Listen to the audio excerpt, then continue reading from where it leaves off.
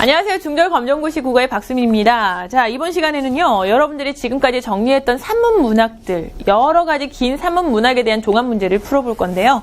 실제로 문제를 풀어보면서 내가 얼마나 산문 문학에 대해서 잘 이해를 하고 있는지, 그리고 산문 문학을 보자마자 이 글의 갈래가 무엇인지 떠올릴 수 있을 정도라면요, 잘 이해하고 계신 거고요. 처음 문제를 풀었을 때 좀 여러 개 틀린다고 할지라도 걱정하지 마시고 여러 번 반복해서 본문을 보다 보면 대충 이건 소설이구나, 이건 수필이구나 하는 감이 오실 겁니다. 자, 1번 문제부터 한번 풀어보도록 할게요. 자, 1번에 보면 가에서 인물 간의 갈등 유형과 같은 것은 묻습니다. 일단 갈등 유형이다라고 하는 말 자체가 갈등의 종류를 나타내는 거죠. 내적 갈등이냐 외적 갈등이냐를 묻는 건데, 일단 가를 보면요. 김유정의 동백꽃에 보면 니놈아 너 왜 남의 닭을 때려 죽이니? 그럼 어때? 하고 일어나다가 뭐 이 자식아 누집 닭인데 라고 하면서 지금 화를 내고 있죠. 가만히 보니까 점순이라는 아이와 나라고 하는 아이 사이에 일어나는 외적 갈등입니다. 그럼 인물 대 인물의 갈등이라고 봐야 되는데 1번부터 확인을 해보면요. 1번, 잘못 받은 거스름 돈을 돌려줄까 말까 고민하는 수남이, 그럼 혼자서 고민하는 거기 때문에 이건 내적 갈등이죠. 2번, 신분제도로 인해 호부 호영을 할 수 없는 길동. 자, 이건 외적 갈등이 맞긴 맞는데요. 외적 갈등 중에서도 지금 이건 인물 대 사회의 갈등입니다. 그러나 지금 우리가 보고 있는 이 점순이와 나 같은 경우는요, 인물 대 인물의 갈등이죠. 자, 수리비를 받아내려는 신사하고 수리비를 주지 않으려는 수남이의 갈등. 이게 바로 인물 대 인물의 갈등입니다. 4번, 자연재해로 인해 농사를 망치게 된 농부. 이건 인물 대 자연의 갈등이라고 봐야 되겠죠? 그래서 정답은 3번이 되겠네요. 자, 2번. 가에서 해학성을 느끼게 하는 요소가 아닌 것은 이라고 했는데, 김유정 작가의 작품들의 대표적인 특성이 향토적이면서 해학적이다라는 건데요.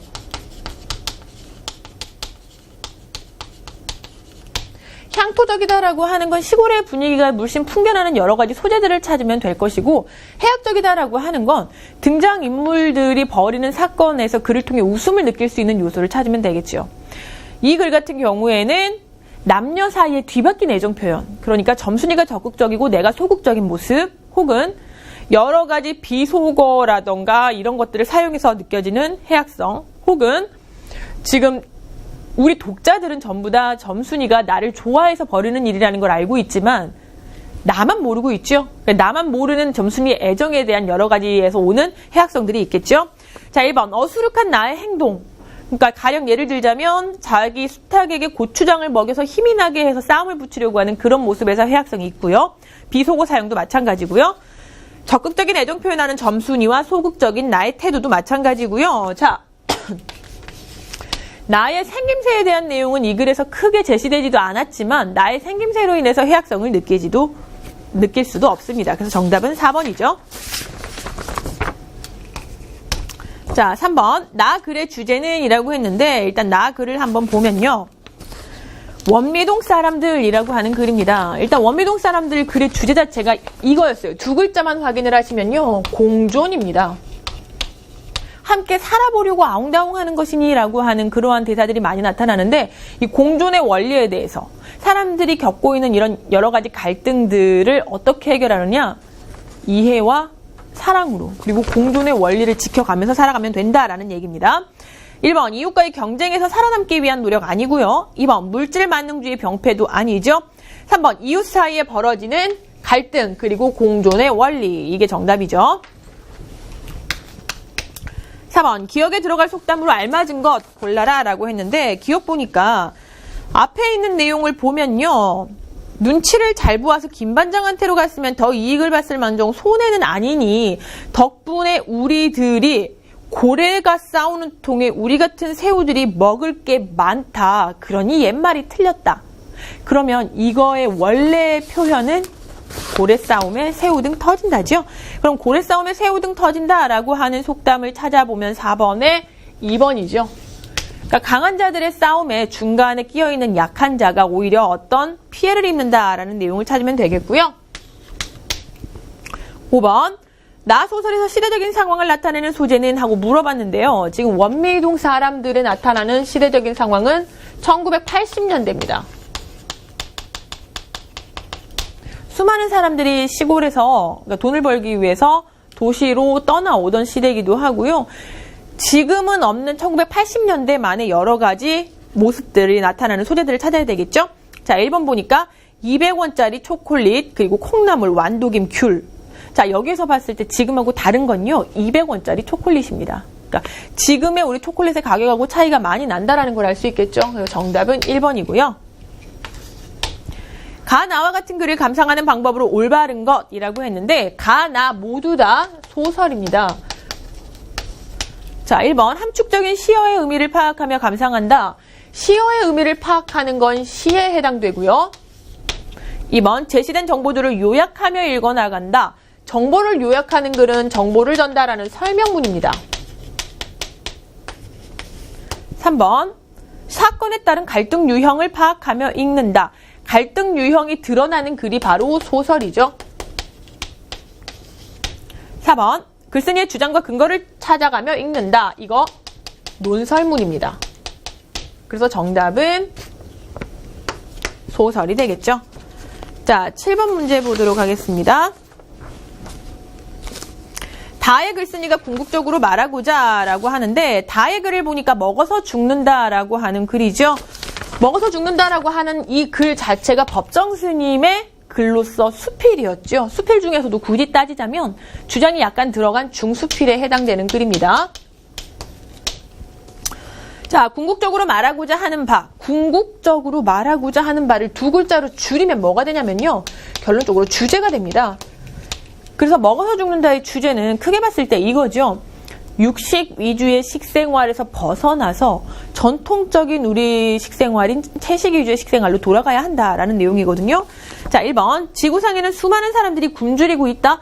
물론 이 말도 맞는 표현인데요. 이게 중심이 아니라 육식 위주의 식생활에서 벗어나서 채식 위주의 식생활로 돌아가자라는 게 궁극적인 주제인 겁니다.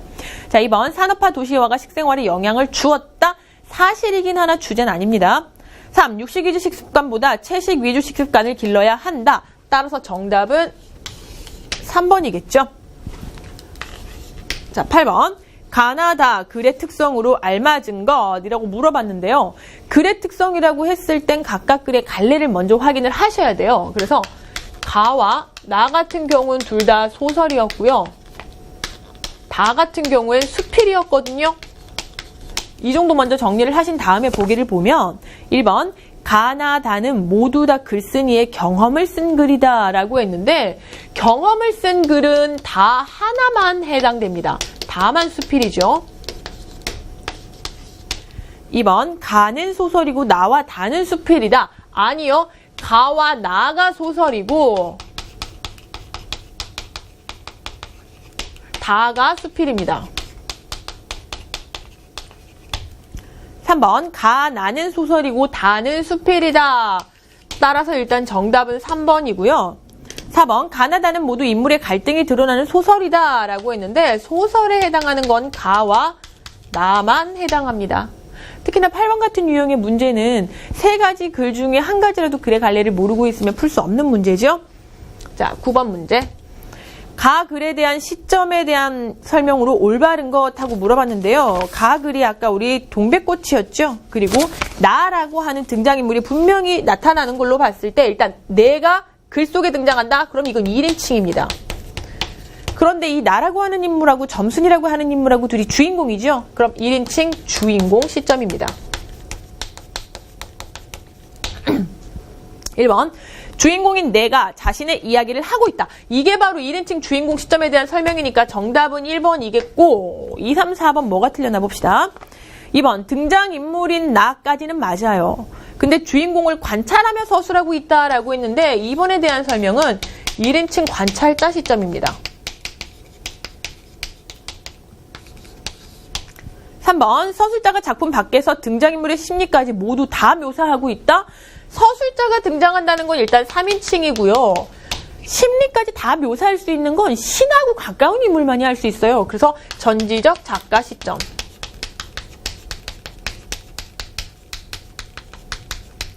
4번 서술자는 등장인물의 행동을 객관적으로 관찰한다 라고 했죠.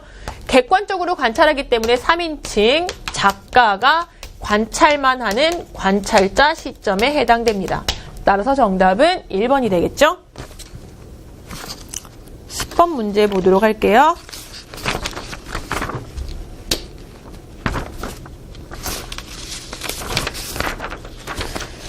10번 문제 지금 흰종이 수염이라고 하는 소설 한 편 나오고요. 홍길동전이라고 하는 소설이 한 편 나옵니다.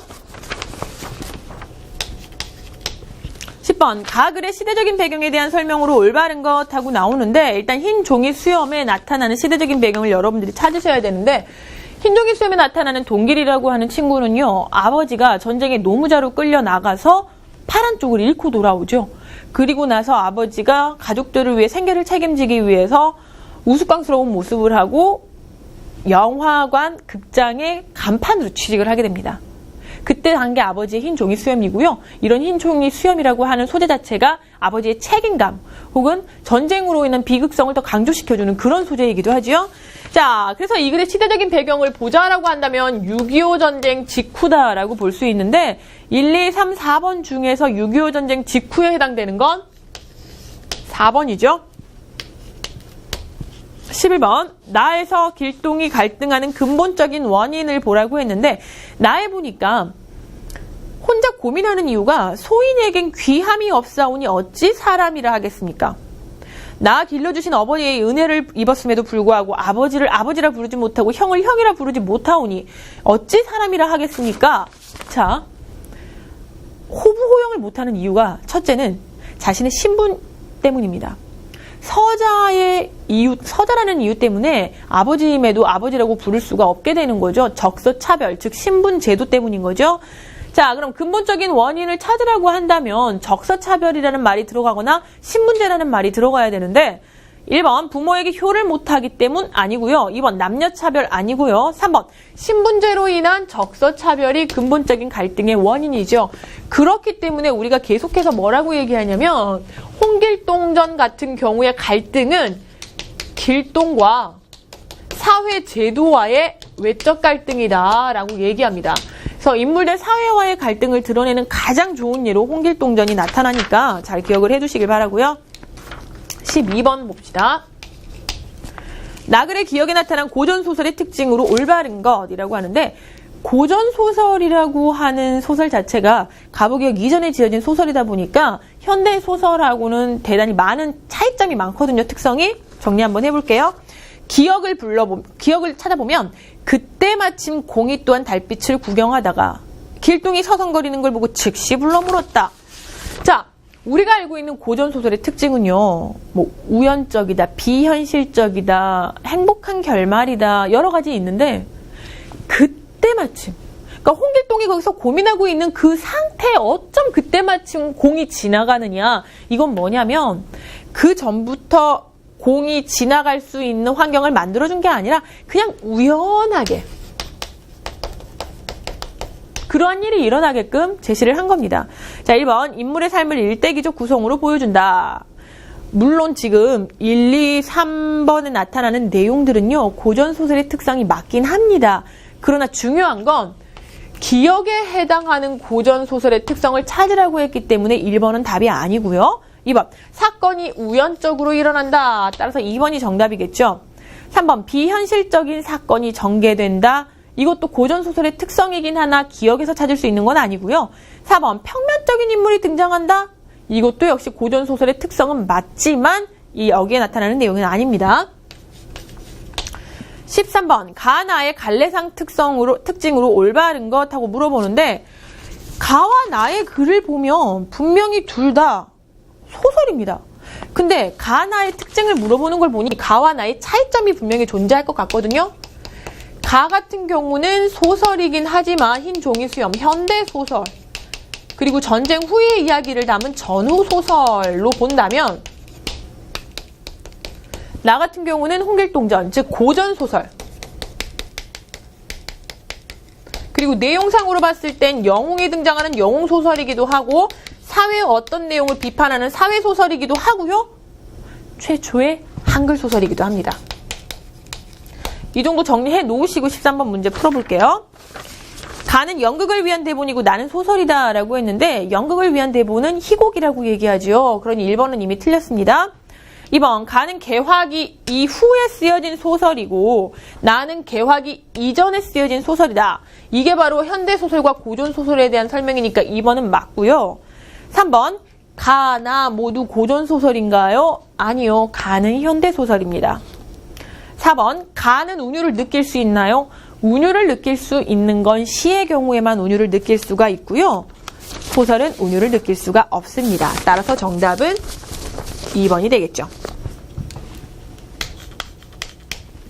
가글의 제목인 흰 종이 수염에 대한 설명으로 올바른 건 묻습니다. 1. 징용에 나가기 전 아버지의 꿈을 드러내는 소재인가요? 아버지의 꿈은 아닙니다. 자, 2번 전쟁으로 인해 상처받은 사람들의 비극적인 삶의 모습을 드러내는 소재이다. 지금 이 흰 종이 수염이라고 하는 것 자체가 아버지가 팔을 잃고 자식들을 위해서, 가족을 위해서 우스꽝스럽지만 돈을 벌기 위해 나가는 거죠.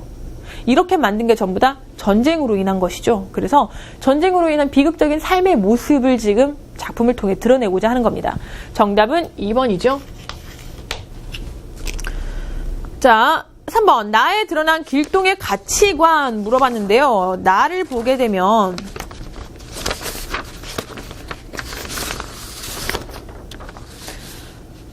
만물이 생겨날 때부터 오직 사람이 귀한 존재다라고 얘기합니다.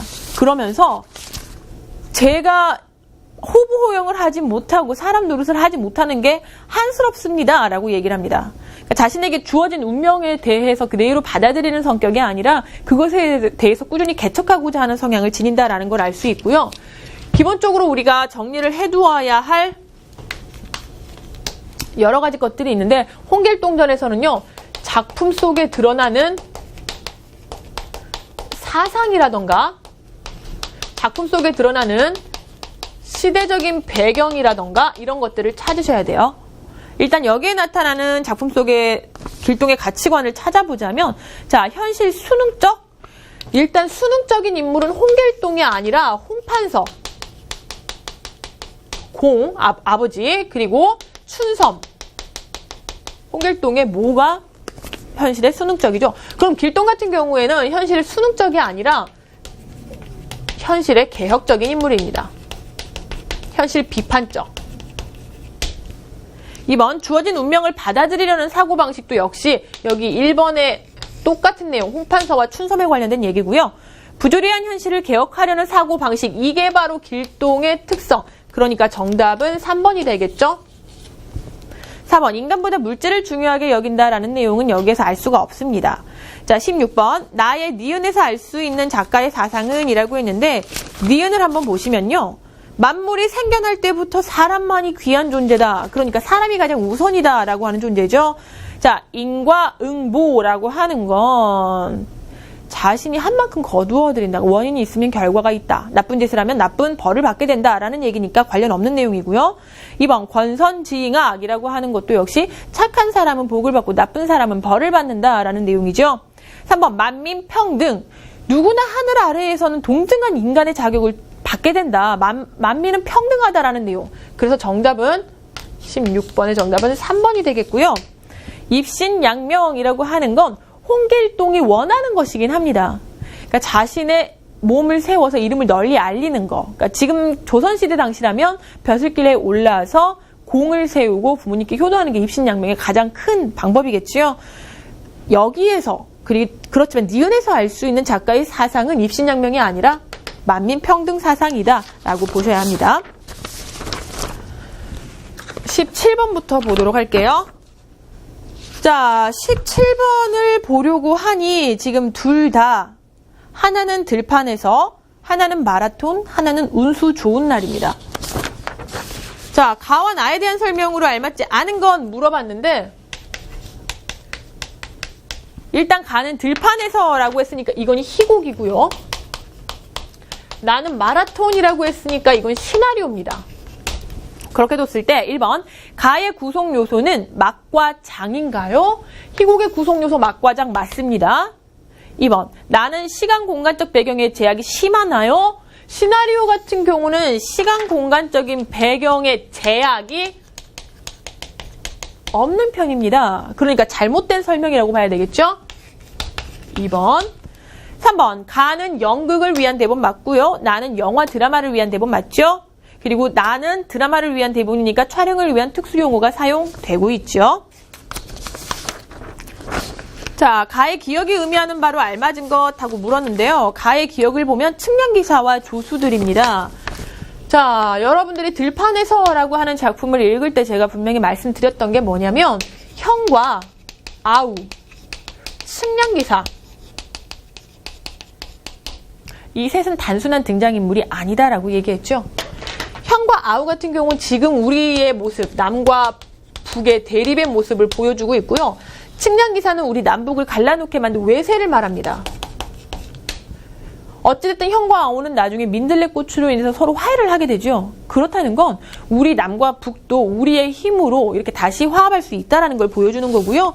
여기서 측량기사와 조수라는 건 우리들을 갈라놓았던 외세를 뜻하는 거니까 1번 형을 지지하는 인물 아니고요. 2번 형 아우의 화해를 돕는 게 아니라 분단을 조장했죠.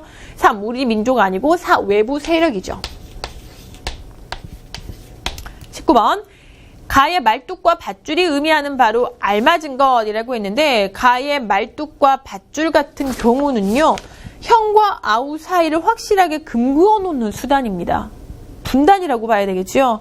자, 1. 형과 아우의 사이를 단단하게 묶어준다 아니고요. 2. 형과 아우를 단절시키는 소재.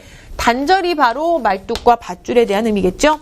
자, 20번 가와 나를 구분할 수 있는 용어라고 했는데 자, 가는 희곡이고 나는 시나리오입니다. 이 둘을 구분 지어줄 수 있는 가장 큰 용어가 바로 이거죠.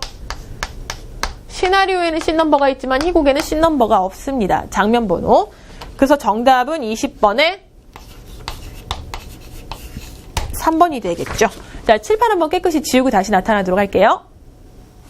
자, 21번 문제부터 보도록 할게요. 나의 밑줄 친 니은의 의미로 알맞은 것이라고 했는데 니은을 보니까 얼굴엔 약간의 미소마저 흐르고 이를 바라보는 정욱의 표정이 진지해진다라고 나옵니다. 지금 마라톤의 장면 중에서 초원이가 그 100바퀴를 완주를 다 하고 나서 뿌듯해하는 그 모습을 정욱이 쳐다보고 진지하게 이 아이에게 마라톤에 대해 재능이 있구나라는 사실을 깨닫게 되는 부분인 거죠. 자, 1번.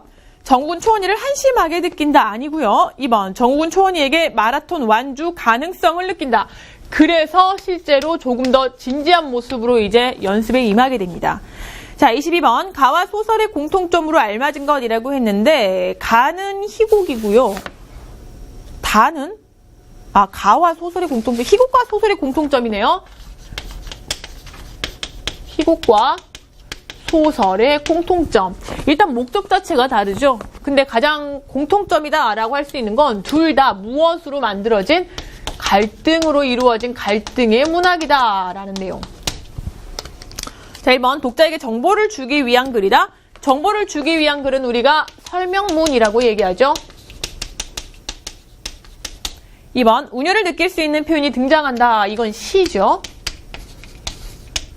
3번 글쓴이의 경험이 글의 소재가 된다라고 했는데 경험이 글의 소재가 되는 건 수필이죠.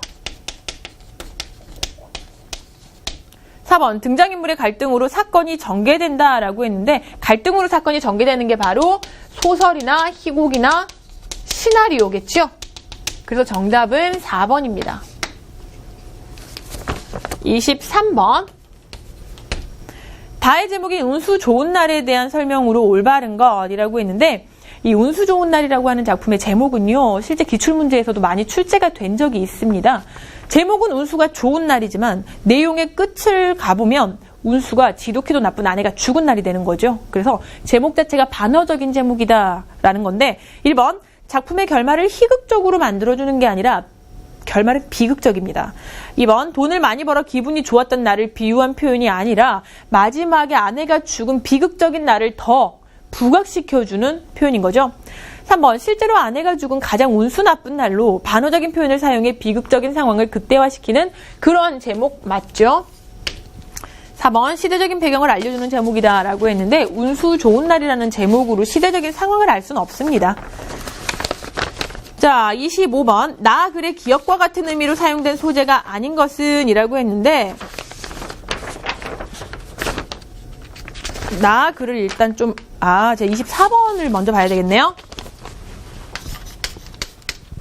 자, 24번 가와 같은 글의 특징으로 알맞지 않은 것. 가를 보니까 규중치로 쟁농기고요. 나를 보니까 슬견설이고요. 그러면 가와 나의 공통점은 뭐냐면 고전 수필, 즉 설이라고 하는 겁니다.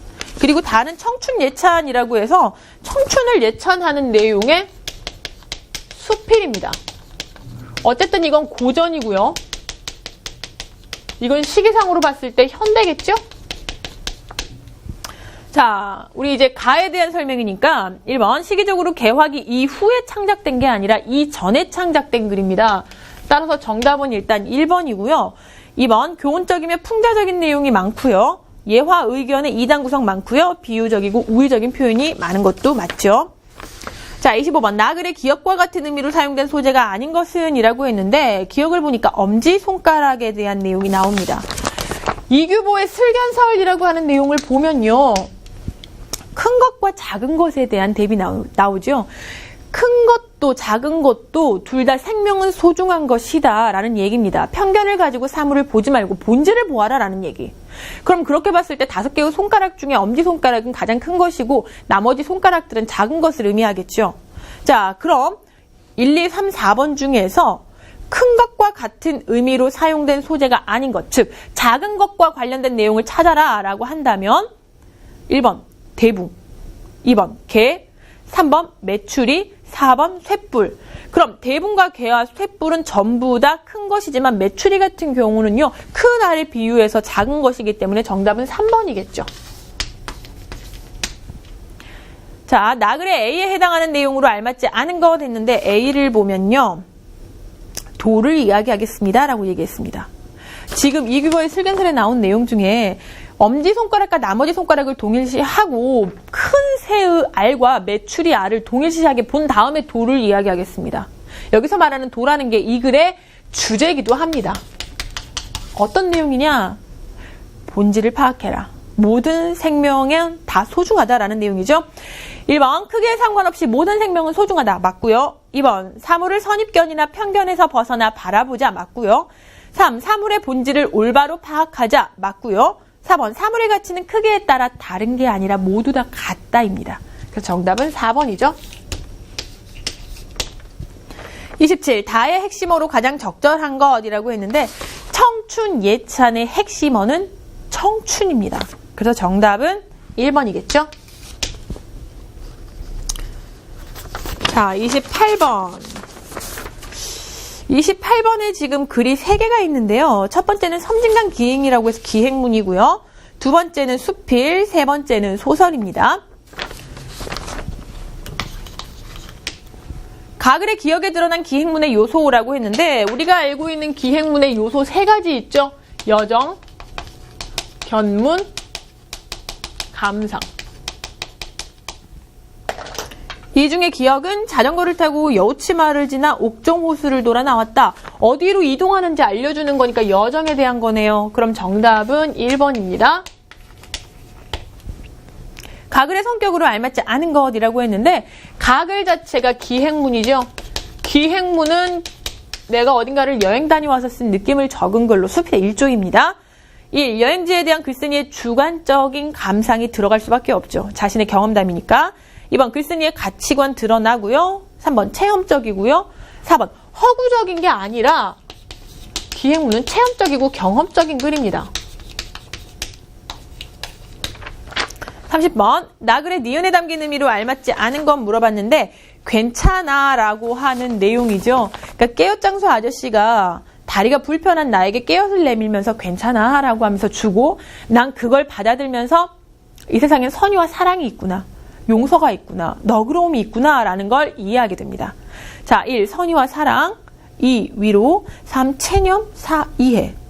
전부 다 다른 사람들을 배려하는 표현이지만 체념만 아니죠. 그래서 정답은 3번입니다.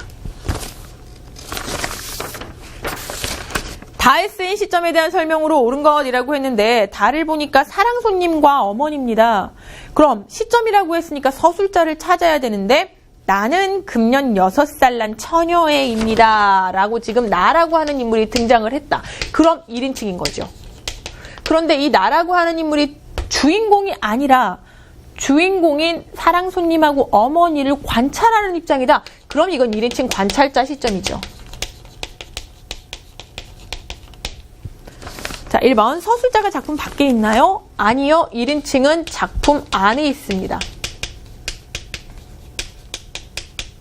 2번 서술자가 등장인물의 내면 심리까지 모두 서술하나요? 아니요. 모두 다 서술하는 건 3인칭 전지적 작가 시점입니다. 3번 서술자가 작품 안에서 주인공을 관찰하는 이 시점이 바로 주인공이 아니라 관찰자 시점이겠죠? 4번 서술자가 작품 안에 있고 주인공의 시점은 1인칭 주인공 시점입니다. 32번 다글의 서술자의 특성으로 알맞은 것이라고 했는데 이 글의 서술자의 특성은 시험에 정말 잘 나오는데요. 서술자가 나이면서 작품 속에 있고 가장 큰 특성은 어린 아이입니다. 그래서 어른들의 사랑 이야기를 통속적일 수 있는 이야기를 훨씬 더 순수하게 보여주고 있다. 이런 얘기 나오죠. 1. 등장인물의 심리를 정확하게 묘사할 수 있는 게 아니고 없습니다. 어린 아이이기 때문에. 2번 순수한 시선으로 통속적인 어른들의 사랑을 순수하게 승화시키죠. 3번 서술자가 작품 밖에 있는 게 안에 있지요. 4번 서술자가 주인공 자신의 얘기를 하는 게 아니라 서술자는 주인공인 다른 사람들을 관찰해서 이야기를 해주죠. 그래서 정답은 32번의 2번입니다. 자, 이렇게 오늘 여러분하고 32개의 문제를 풀어봤는데요. 특히나 산문 같은 경우에는 여러 가지 갈래들이 많이 섞여 있다 보니까 각 글을 보자마자 어떤 글인지 갈래부터 파악하시는 게 중요하고요. 각 갈래마다의 특성들을 잘 기억을 해두셔야 됩니다.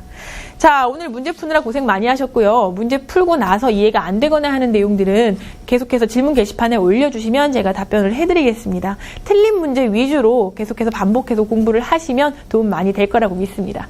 자, 오늘 공부하느라 고생 많으셨고요. 다음 시간에 뵙겠습니다. 안녕히 계세요.